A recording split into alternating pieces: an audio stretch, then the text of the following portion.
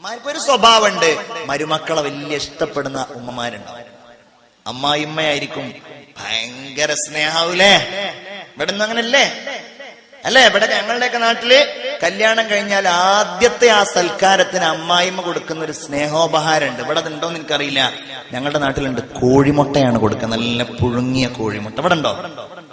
ഇവിടെ ഇല്ലേ? പടച്ചോ, ഞങ്ങളുടെ നാട്ടിൽ കൊണ്ടുകൊണ്ടിരുന്ന തോന്നണത്. യാ അല്ലാഹ്, ഞങ്ങളുടെ നാട്ടിൽ ചെറുപ്പക്കാരൻ കല്യാണം കഴിച്ചു. അങ്ങനെ അമ്മായിമ്മയുടെ ആദ്യത്തെ ഉപഹാരം 3 കോഴിമുട്ടയാണ്. ഇവന്റെ ജീവിതത്തിൽ ആദ്യമായിട്ടാണ് ഇങ്ങനെ പുഴുങ്ങിയ 3 കോഴിമുട്ട കിട്ടുന്നത്. ഇവൻ ഇതിപ്പോ 3 ഒന്നിച്ച് തിന്നണ്ടേ? ഭയങ്കര ഡൗട്ടിന്റെ ഇടയിൽ ഇവ ഇങ്ങനെ ഇരിക്കണ സമയത്താണ് ഇവന്റെ ഒരു മഹാവികൃതിയായ ഒരു അളിയൻകുട്ടിനെ എന്ന് പറഞ്ഞു വണ്ടിയൊക്കെ വിട്ടിട്ട് അവൻ ഇങ്ങനെ വന്നിട്ട് മെല്ലെ അതിൽ നിന്ന് ഒരു മുട്ട. യാ അല്ലാഹ്, 1 പോയി, ബാക്കി 2 ഏതായാലും കഴിക്കണം. ഇവൻ അതങ്ങനെ ആലോചിക്കാൻ വേണ്ടിയിട്ട് ഇങ്ങനെ ഇരിക്കുമ്പോൾ ഹോർലിക്സിന്റെ ഒരു മുറുക്കൊക്കെ കുടിച്ചിട്ട് ഭയങ്കര സെറ്റപ്പിൽ ഇരിക്കുകയാണ്. ആദ്യത്തെ പുതിയാപ്പിളായിട്ട് ചെല്ലുമ്പോൾ ഒരു ഭയങ്കര സെറ്റപ്പ് ആയിരിക്കുമല്ലോ, പിന്നെ അല്ലേ നാണൊക്കെ പോവാറുള്ളത്. ഏതായാലും ഇവൻ ഇങ്ങനെ കറങ്ങി തിരിഞ്ഞിങ്ങനെ ഇരിക്കുമ്പോഴാണ് ഇവൻ ഗിയറൊക്കെ മാറ്റിയിട്ട് അളിയൻകുട്ടി വന്നിട്ട് അടുത്ത കോഴിമുട്ടയും. പടച്ചോനെ, 2 പോയി, ഇനി 1 ഉള്ളൂ. ഇത് ഏതായാലും കഴിക്കാൻ വേണ്ടി റെഡി ആയിരിക്കണ സമയത്താണ് ഇവൻ മറ്റൊന്ന് വായിൽ വെച്ചിട്ട് അളിയൻകുട്ടി 3ാമത്തെ എടുക്കുമ്പോ ഒരൊറ്റപ്പെടുത്താണ്, വെക്കവിടെ എന്ന് പറഞ്ഞു. അപ്പോഴാണ് അമ്മായിമ്മ വലിയൊരു കോപ്പയിൽ ഹോർലിക്സ്, അത് സാരല്ല, 2 ഏതായാലും നീ തിന്നില്ലേ, ആ 1 ഏതായാലും അവന് കൊടുത്തോളൂ എന്ന് പറഞ്ഞു. ഇവനാണെങ്കിൽ അമ്മായിമ്മയുടെ അടുക്കൽ 2 കോഴിമുട്ട തന്നയാളും. യാ അല്ലാഹ്, ആകെ പെട്ടതായിട്ടാണ് കഥ. അങ്ങനെ സ്നേഹത്തോടെ നമ്മെ പാലും തേനും കോഴിമുട്ടയൊക്കെ തരുന്ന അമ്മായിയുമ്മണ്ടല്ലോ, ഒരിക്കലും നമ്മുടെ അടിമയല്ല. എന്റെ പ്രിയപ്പെട്ട സഹോദരിമാരെ, നിങ്ങളുടെ അടിമയല്ല. എന്റെ പ്രിയപ്പെട്ട ചെറുപ്പക്കാരെ, നിങ്ങളുടെ ഉമ്മ നിങ്ങളുടെ ഭാര്യയുടെയും അടിമയല്ല. അങ്ങനെയാണെന്ന അഭിപ്രായമില്ല.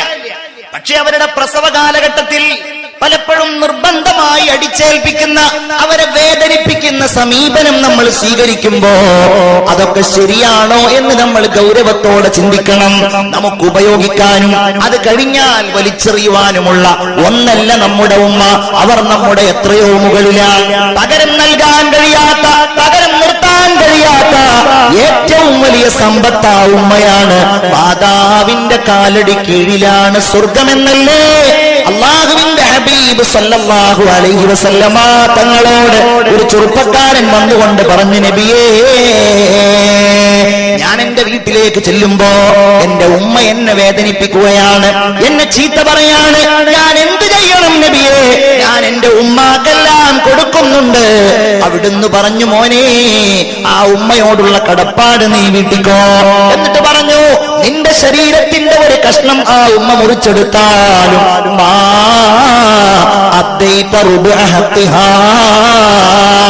ഉമ്മയോടുള്ള കടപ്പാടിന്റെ 4/1 പോലും വീട്ടിയാളല്ല നീ.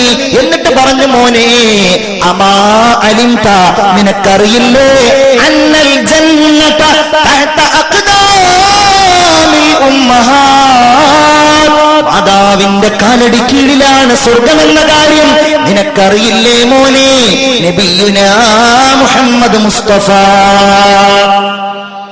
സല്ലല്ലാഹു അലൈഹി വസല്ലം, ഉമ്മയുടെ കാലടി കീഴിലാണ് സ്വർഗം. അത് നമ്മൾ നേടിയേ മതിയാവും. നമ്മുടെ വീട്ടിലെ റാണിയാവണം അവര്. ഒരു ചെറുപ്പക്കാരനോട് പറഞ്ഞു, ഉസ്താദേ, എനിക്കൊരു അമ്മായി ഉണ്ടായിരുന്നു. അമ്മായി എന്ന് പറഞ്ഞാല് വാപ്പായുടെ സഹോദരിയാണ് അമ്മായി. എനിക്കൊരു അമ്മായി ഉണ്ടായിരുന്നു. ആ അമ്മായിയെ ഇവിടെ നിന്ന് കുറച്ചപ്പുറത്തേക്കാണ് കല്യാണം കഴിച്ചയച്ചത്.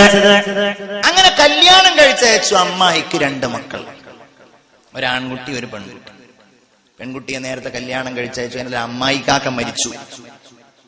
ഈ ടേംസ് തന്നെയാണ് ഇവിടേക്കുള്ളത്. അമ്മായി എന്നല്ലേ പറയാ, അല്ലെ? അമ്മായി. അങ്ങനെ കല്യാണം കഴിച്ചയച്ചു. കല്യാണം കഴിച്ചയച്ചിട്ട് അവരിങ്ങനെ താമസിക്കണം. ചെന്നൈയിലാണ്.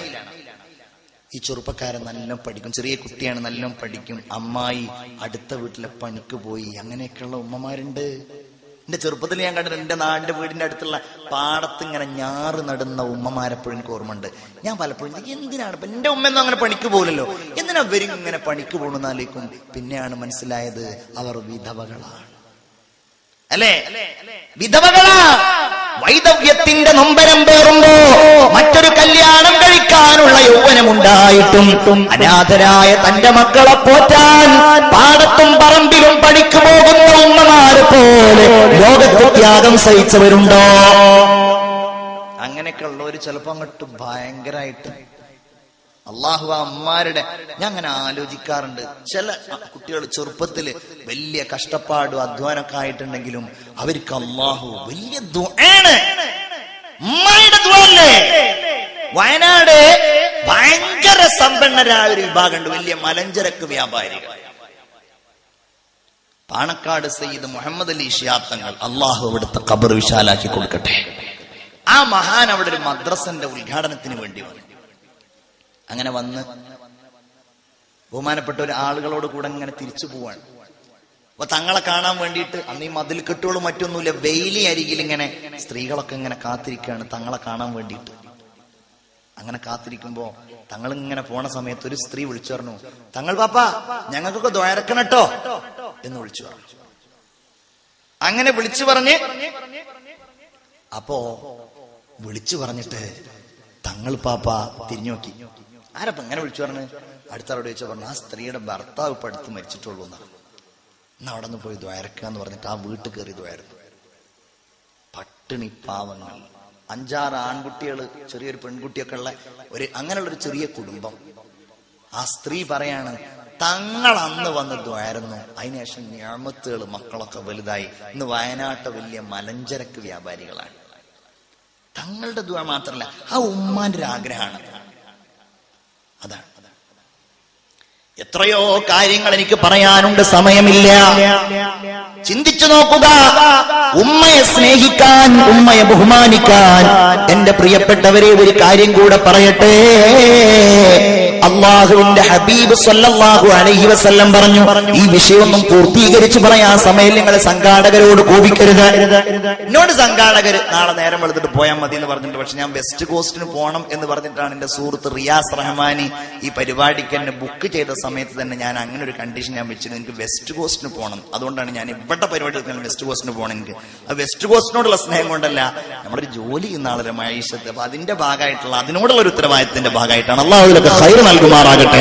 ആമീൻ യാ റബ്ബൽ ആലമീൻ. നമ്മളിങ്ങനെ വയലൊക്കെ പറയുന്നതിന്റെ ഇടയിൽ നമ്മളൊരു ജോലി, വയലിന്റെ മുമ്പേ ഉള്ള ഒരു ജോലിയാണ് നമ്മൾ ചെയ്യേണ്ട. ഒരു ചെറിയ സ്ഥാപനം മറ്റൊക്കെ ആയിട്ട് ഇങ്ങനെ പോകുന്ന ഒരാളാണ്. അപ്പൊ അതിനൊരു കോട്ടം വരിക, അവിടെ നമ്മളുടെ ഒരു അസാന്നിധ്യം ഉണ്ടാവുക എന്നുള്ളത് വലിയ ബുദ്ധിമുട്ടായതുകൊണ്ട് ഞാൻ എവിടെ വയലിന് പോയാലും ഇൻഷാ അല്ലാഹ് അത് കഴിഞ്ഞാൽ അവിടെ ഞാൻ എത്താറുണ്ട്. ഒരു 1-2 മണിക്കൂറെങ്കിലും കോളേജിൽ ഒന്ന് ചുറ്റിക്കറങ്ങി അവിടെ ഒന്ന് നോക്കുന്ന ഒരു സ്ഥിതി ഉണ്ട്. അതുകൊണ്ട് മാത്രമാണ് സിദ്ദീഖിനെയോ അതല്ലെങ്കിൽ വേറെ ആരെങ്കിലുമോ നിങ്ങൾ ഒരിക്കലും അയാൾ നേരത്തെ നിർത്തി പോയി എന്ന് പറഞ്ഞ് നിങ്ങൾ വേദനിപ്പിക്കരുത് എന്ന് ഞാൻ വളരെ വിനയത്തോടുകൂടെ നിങ്ങളോട് ആവശ്യപ്പെടാണ്.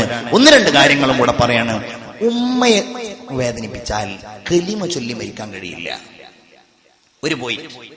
ഉമ്മയെ വേദനിപ്പിച്ചാൽ ഖബറിൽ മര്യാദ കിടക്കാൻ കഴിയില്ല. ഉമ്മയെ വേദനിപ്പിച്ചാൽ മഹ്ശറിൽ അല്ലാഹുവിന്റെ നോട്ടുണ്ടാവൂല.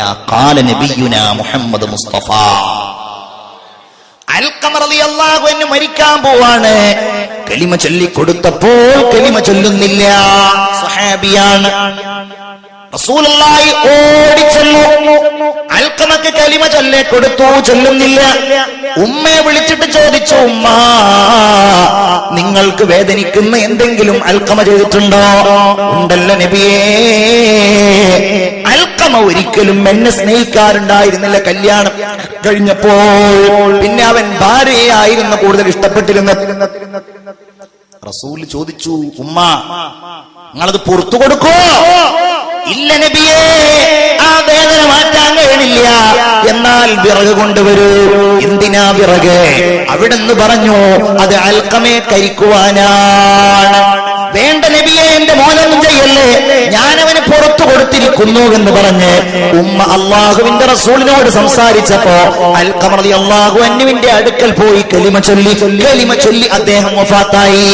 എന്നിട്ട് വഫാത്തായി റസൂലുള്ള പറഞ്ഞു, ഖബറടക്കം ചെയ്യുമ്പോ ആരെങ്കിലും സ്വന്തം ഭാര്യയെ, മാതാവിനെ അവഗണിക്കുന്ന രീതിയിൽ സ്നേഹിച്ചാൽ, ഉമ്മാക്ക് പ്രാധാന്യം നൽകാതിരുന്നാൽ, അല്ലാഹുവിന്റെ റസൂല് പറയാണ്, ഫഅലൈഹി ലഅനത്തുല്ലാഹ്, അല്ലാഹുവിന്റെ ശാപം അവനുണ്ടാകുന്നതാണ്.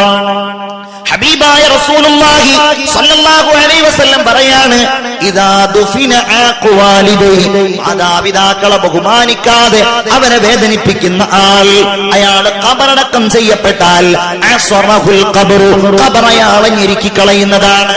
ഹബീബായ റസൂലുള്ള പറയുന്നു, ഖിയാമത്ത് നാളിൽ മഹ്ശറാവൻ സഭയിൽ കാരുണ്യവാനായ അല്ലാഹു തആല ഒരിക്കലും നോക്കാത്ത ഒരു വിഭാഗമുണ്ടെങ്കിൽ അതാരാന്നറിയോ? വൽ ആഖുലി വാലിദൈ, മാതാവിനെയും പിതാവിനെയും നിസ്സാരമാക്കുന്നയാളാണ്, അവരെ അവഗണിക്കുന്ന ആളാണ്. അല്ലാഹു കാത്തുരക്ഷിക്കട്ടെ. നമ്മൾ അവരെ സ്നേഹിക്കുക, അവരുടെ ആഗ്രഹങ്ങൾ പൂവണിയിച്ചു കൊടുക്കുക. അവര് പറയുന്നു, എടാ എനിക്ക് വേദനിക്കുന്നുണ്ട്, ആ വേദനക്ക് നമ്മൾ പരിഹാരം തേടുക. ആ സ്നേഹത്തിന് നമ്മൾ സ്നേഹത്തോടെ ചികിത്സിക്കുക. അത് സാരില്ല എന്ന് പറയല്ല. അവര് പറയാണ്, എനിക്കൊന്ന് ഹജ്ജിന് പോകണം, എനിക്കൊന്ന് ഉംറക്ക് പോകണം. അതിന് നമ്മൾ ആഗ്രഹിക്കുക, നമ്മൾ അതിനു വേണ്ടി അധ്വാനിക്കുക. അവരെ വേദനിപ്പിക്കല്ല ചെയ്യേണ്ടത്, അവരെ സ്നേഹിക്കുക, അവരെ സ്നേഹത്തോടെ കൈകാര്യം ചെയ്യുക. ആ സ്നേഹത്തിലായി അവരുടെ പൊരുത്തം കിട്ടിക്കഴിഞ്ഞാലോ അതിനേക്കാൾ അപ്പുറം മറ്റെന്താണ്? എല്ലാ പുരോഗതിയുടെയും കാരണം അവരുടെ പൊരുത്താണ്, അവരുടെ ദുആയാണ്. ഞാൻ അവസാനിപ്പിക്കുന്നു, സമയമില്ലാത്തതിനാൽ ഞാൻ അവസാനിപ്പിക്കുകയാണ്. എന്റെ പ്രിയപ്പെട്ട മുഅ്മിനീങ്ങളെ, അതുകൊണ്ട് നിങ്ങൾ ഉമ്മയെ വേദനിപ്പിക്കാതിരിക്കുക, ഉപ്പയെ വേദനിപ്പിക്കാതിരിക്കുക. തന്നെയല്ല, അവര് മരിച്ചു കഴിഞ്ഞാലോ അവർക്ക് വേണ്ടി സ്വതക്ക ചെയ്യാം. ജീവിച്ചിരിക്കുമ്പോൾ സ്വതക്ക ചെയ്യാം, മരിച്ചുപോയാലും സ്വതക്ക ചെയ്യാം. മരിച്ചു പോയിട്ടുണ്ടെങ്കിൽ ഈ പള്ളികളൊക്കെ പലതും അങ്ങനെ ഉണ്ടായതാണ്, ഉമ്മാന്റെ പേരിലുള്ളതാണ്. ഈ പരിസരങ്ങളിലുള്ള ഖബറിൽ കിടക്കുന്ന ആ ഉമ്മമാരും വാപ്പമാരും, അല്ലാഹ് എന്റെ മകൻ എനിക്ക് വേണ്ടി ഒന്ന് സ്വതക്ക ചെയ്തെങ്കിൽ എന്ന് ദുആ ചെയ്യുന്ന, എന്ന് ചിന്തിക്കുന്ന അവസ്ഥയിലാണ്